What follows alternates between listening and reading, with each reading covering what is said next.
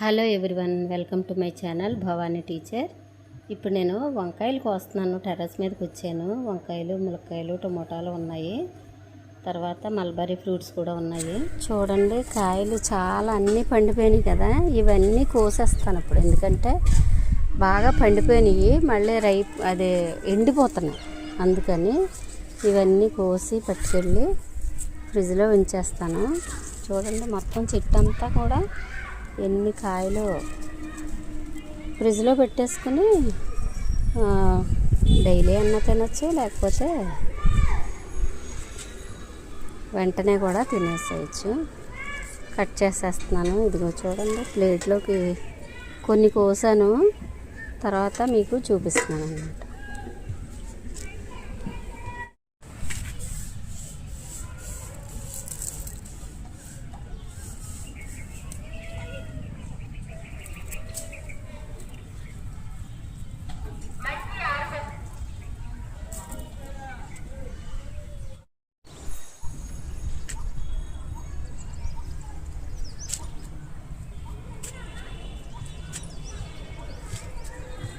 ఈ సీజన్లో ఇప్పుడు ఈ వేళ ఒక ములక్కాయ తీసుకెళ్తున్నాను.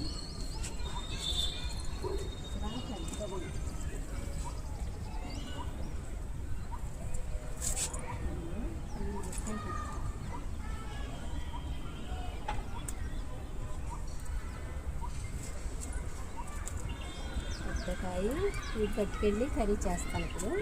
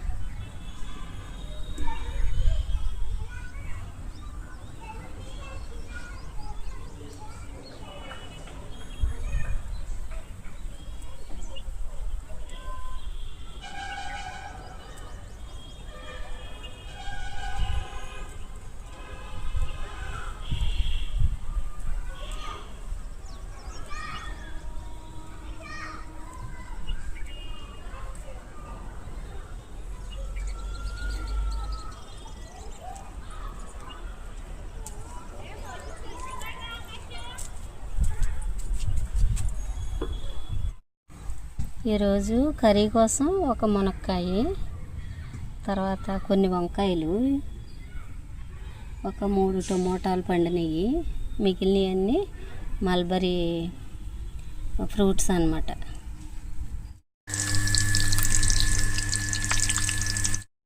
మా టెర్రస్ మీద నుంచి తీసుకొచ్చిన ములక్కాయతో గుడ్లు వేసి కర్రీ చేసుకున్నాం ఈరోజు.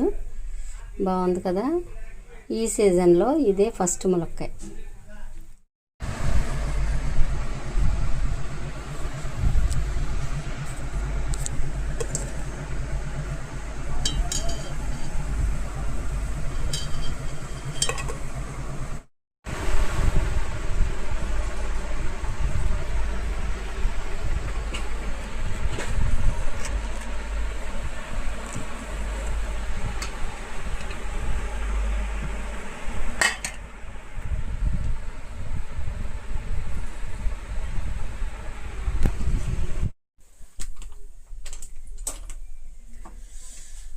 ఇవి కొంచెం అక్కడక్కడ ఘాట్లో ఉన్న పచ్చిమిర్చి నేను ఇలాగ కట్ చేశాను.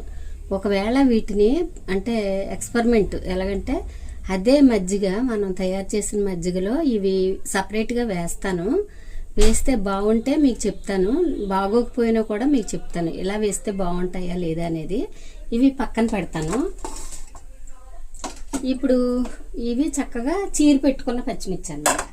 ఇప్పుడు నేను ఏం చేస్తున్నానంటే, 1 కిలో పచ్చిమిర్చికి ఒక 1/2 లీటర్ పెరుగు పడుతుంది కాబట్టి నేను 1/2 లీటర్ పెరుగు ప్యాకెట్ తెప్పించి ఇది మిక్సీ జార్లో వేసి చక్కగా కాస్త ఉప్పు వేసి మిక్సీ పట్టుకుందాం. మిక్సీ పట్టుకుని ఆ తర్వాత దానికి తగిన వాటర్ వేసుకుని అప్పుడు దీన్ని మనం ఈ పచ్చిమిర్చిలో పోద్దాం అన్నమాట.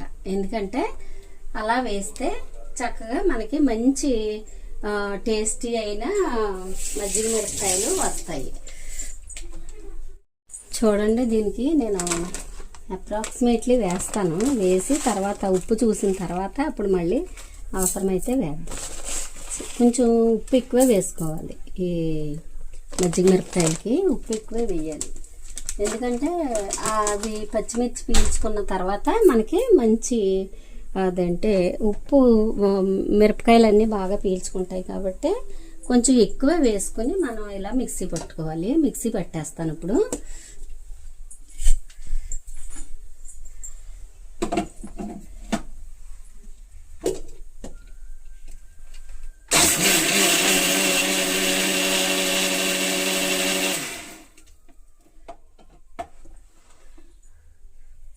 మిక్సీ పట్టేసాను ఉప్పుతో కలిపి. ఇలా అయ్యింది. దీంట్లో వాటర్ వేద్దాం మనం. కంపల్సరీ చాలా ఎక్కువ వాటర్ అయితే వేయాలి. అంటే పచ్చిమిరపకాయలు మునగాలి కదా, మునిగే వరకు వేయాలంటే మనం ఇక్కడ నీళ్ళు ఎక్కువ వేసుకోవాలి. వాటర్ ఎక్కువ వేసి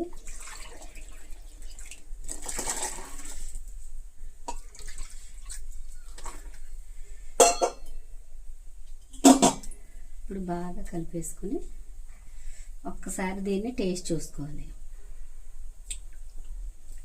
ఉప్పు ఎక్కువగానే ఉంది. అంటే మనకి పచ్చిమిర్చికి అంటే ఒక రకంగా మజ్జిగ మనం తాగే టేస్ట్ కాకుండా ఇంకా కొంచెం ఉప్పు ఎక్కువ ఉండాలన్నమాట. జనరల్గా ఇది ప్లాస్టిక్ డబ్బాల్లో పెట్టుకుంటే బాగుంటుంది. అయితే నాకు వెంటనే అవన్నీ కుదరలేదు. రేపు పొద్దున్న ఎండబెట్టేసిన తర్వాత మళ్ళీ వేరే ప్లాస్టిక్ డబ్బాలో వేస్తాను. ప్రస్తుతానికైతే ఇలా వేసేస్తాను. ఇలా వేసేసి ఇప్పుడు దీనికేమో ఇవి ఎలా వస్తాయో చూద్దామని దీనిలో కొంచెం వేరే గిన్నెలో వేద్దాం అనుకుంటున్నాను. ఇవి బాగుంటాయా లేదా ఇలా కట్ చేస్తే అనేది నేను ప్రాక్టికల్ చేస్తున్నాను అనమాట. ఇప్పుడు నాకు తెలీదు, కానీ చాలా పచ్చిమిర్చి ఇలా మధ్య మధ్యలోనూ కట్ అయిపోయి ఉన్నాయి. సరే ఒకసారి ఇలాగ చేసి చూద్దాము, బాగుంటే నెక్స్ట్ టైం ఇలాగా సగానికి కూడా కట్ చేసి ఎండబెట్టవచ్చు అన్న ఉద్దేశంతో నేను ఇలా చేస్తున్నాను అనమాట. ఇప్పుడు ఈ కొంచెం మజ్జిగని దీని మీద వేస్తాను. ఒకవేళ బాగుంటే నెక్స్ట్ అవి అలా కూడా మనం చిన్న చిన్న ముక్కలుగా కూడా చేసి పట్టుకోవచ్చు అనే విషయం మనకి అర్థమవుతుంది అనమాట. పాడైపోయినాయి అనుకోండి, ఆ విషయం కూడా మీకు చెప్తాను నేను. ఓకే,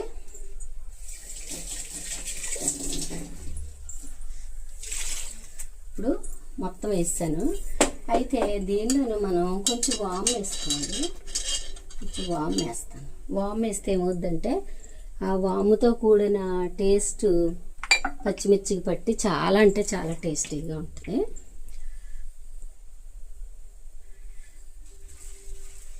ఇవి మనం పచ్చిమిర్చి ఎండబెట్టి మళ్ళీ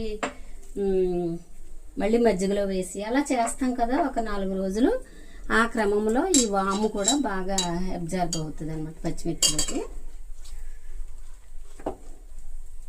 ఇంకా కొంచెం పలచగా చేసుకుంటే బెటర్ అనుకుంటున్నాను. మజ్జిగ ఇవి పీల్చుకోవడానికి ఇంకా కొంచెం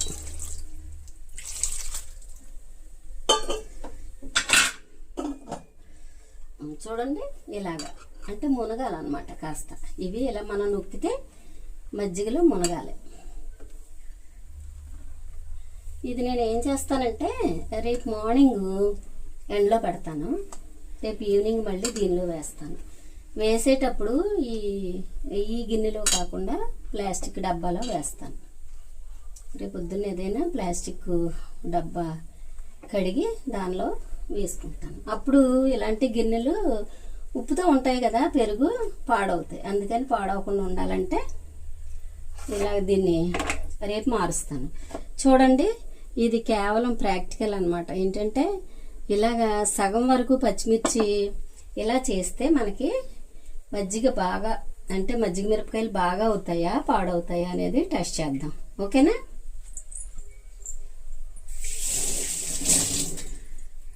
సరే, మూత పెట్టేస్తాను. వీటి మీద మూత పెట్టేసి రేపొద్దున్న ఎండలో పెడతాను.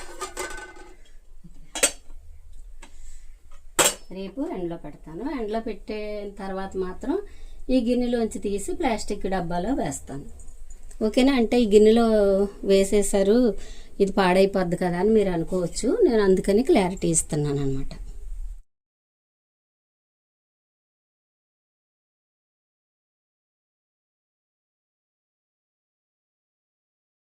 రోజు పైన ఇవి టెర్రస్ మీద ఎండబెట్టాను.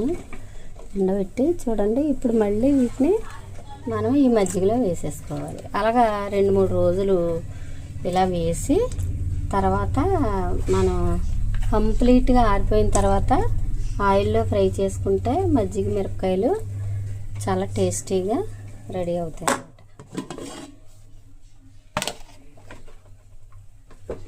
ఇప్పుడు దీన్ని ఏం చేస్తానంటే వేరే డబ్బాలోకి షిఫ్ట్ చేస్తాను.